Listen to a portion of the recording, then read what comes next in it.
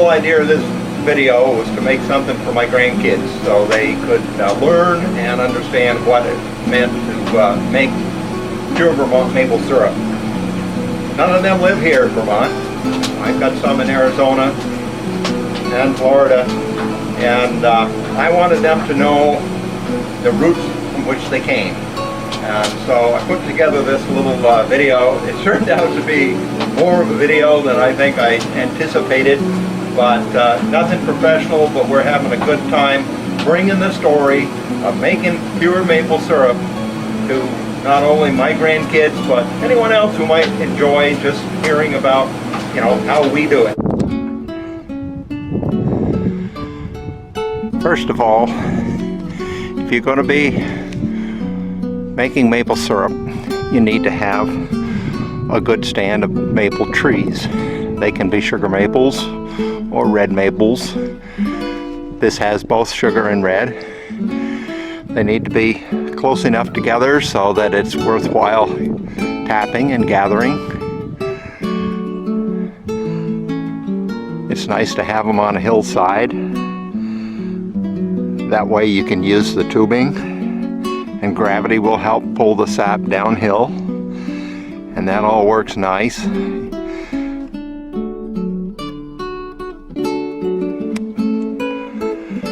So first we tap the tree. We drill a hole into the tree.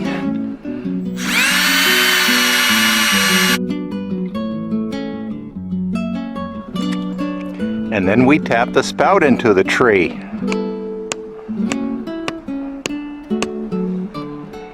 The spout is hooked to the line, and it carries it down to the main line, and then it follows that downhill over to the tank where we will collect it. Some of the sap is collected in sap buckets. This is the old traditional way. And we're going to take a look in this sap bucket and see just how much sap is there. Oh, look at that. We have a lot of sap in the bucket, and you'll notice the sap is clear, just like water. It looks like water. It pretty much tastes like water. It's just slightly sweet, and look at how it's dripping off the spout.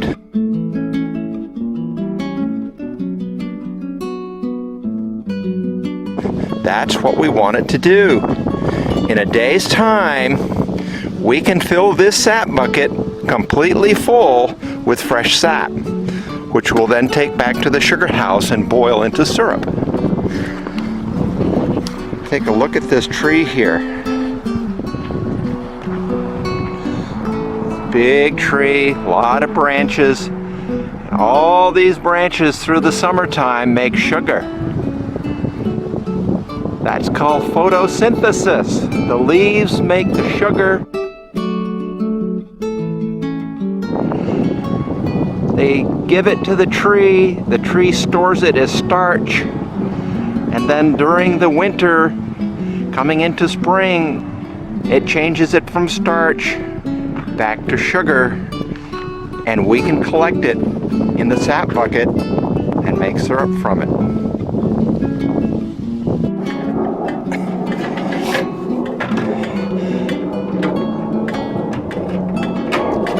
Here's the tree dripping sap from the spout. You can hear it hitting the bottom of the bucket.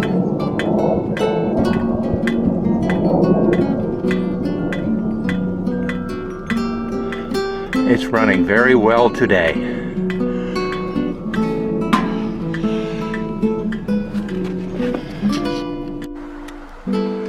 This is a beautiful sugar maple tree. That's a nice wide crown, we call it. The top of the tree is the crown.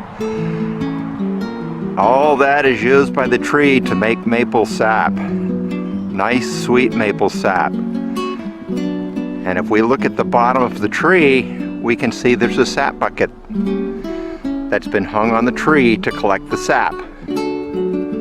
It takes 40 gallons of maple sap to make 1 gallon of maple syrup.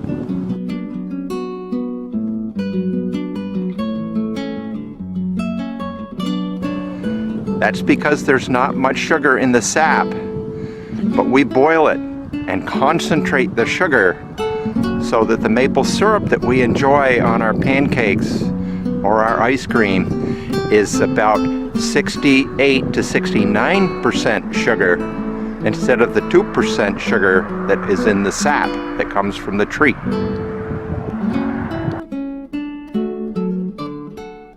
We have different tanks around the sugar place. Each one gathers from several trees, maybe up to 20 trees. And we collect it every day that it runs.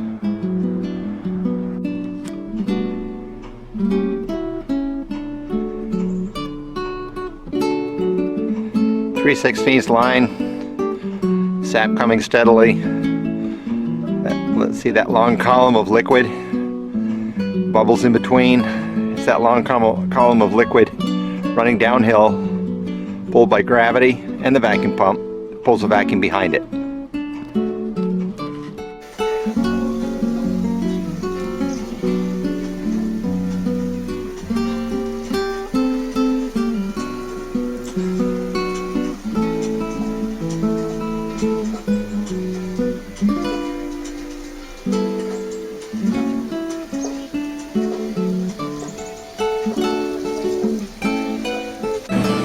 I think I got my early beginnings with sugaring as a toddler, going up onto the hill with Dad and Grandpa Cook, watching them sugar, helping my dad gather sap, tap the trees, the whole 9 yards, get back to the sugar house.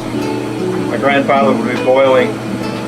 I remember once, many years ago, I was, I don't know, 4 or 5, and my mother had always put several eggs in the picnic basket that we'd take to the sugar house for lunch, and to go with lunch we'd put them in the back pan and boil them. Well, as a 4 or 5 year old, whatever I was there, I had seen my dad take them out with the skimmer, so I knew that's where they were being boiled. So one day I thought I would help him out a little, and I grabbed the eggs and I just tossed them into the back pan. Well, we all know eggs don't float, and they made an awful mess. Didn't my grandfather get excited?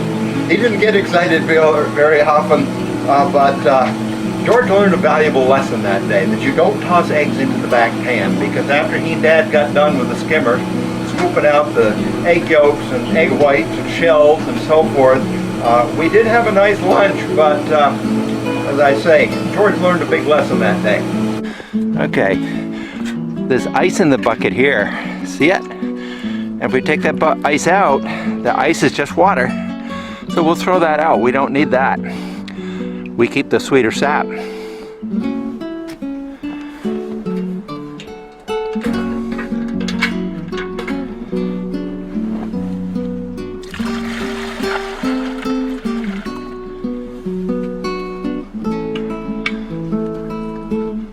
The cover's on the bucket to keep rain and twigs and leaves and anything else out of the sap and keep the sap clean.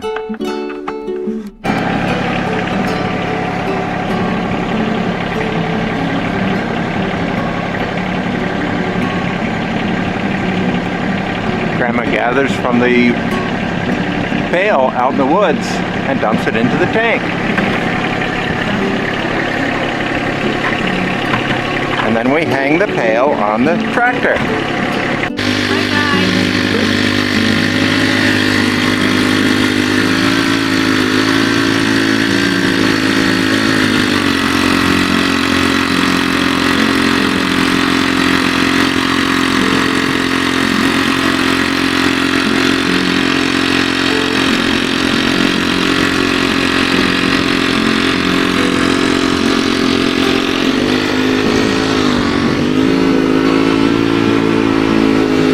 This is collecting sap from all these trees up here through the woods, right at the edge of the fence line, comes down through here, right down.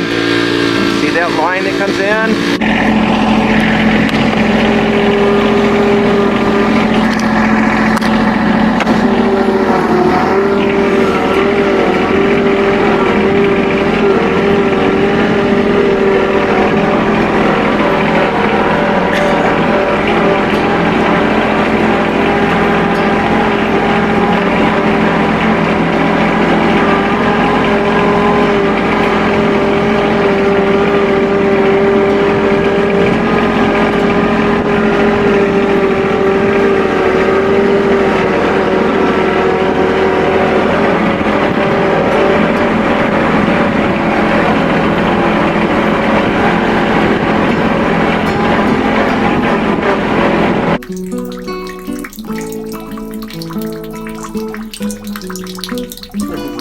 out before the driveway.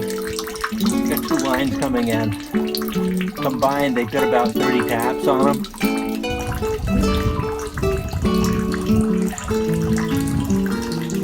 That's the 2 gravity lines that come from behind the house, up behind the woodshed. They're coming in pretty much on a steady stream. We're going to take a look in this barrel to see what we've got. Oh my, look at all the sap. The barrel is about 2/3 full, and you can see it running steady. That's the way it runs in through those lines, and that's bringing sap in from about 30 trees that are coming through those 2 little lines. And we're going to take a look at the process that we use to get the sap from the barrel here into the tank on the tractor, and then we'll take it up to the house and around the left side where we'll pump it out to the sugar house.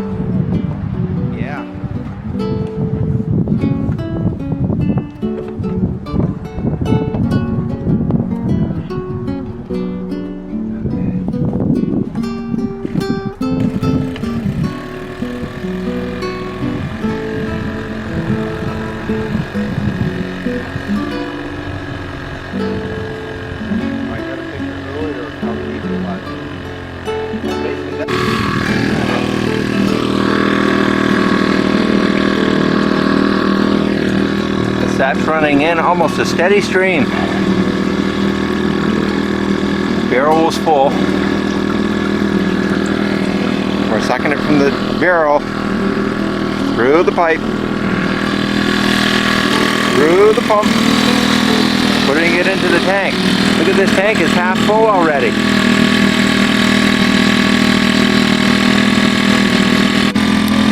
When we get the full tank back to the house with the tractor, we hook onto it here and we pump it from the tank now, and it pumps through this line. It goes out through to the sugar house. You can see it out through there. We're pumping it way out there where the sugar house is. That saves lugging all of it. We let it pump instead. Years ago, we used to do it all by hand. We would gather it in 5-gallon pails, like these pails that are on the tractor, and we would lug them all the way back to the sugar house.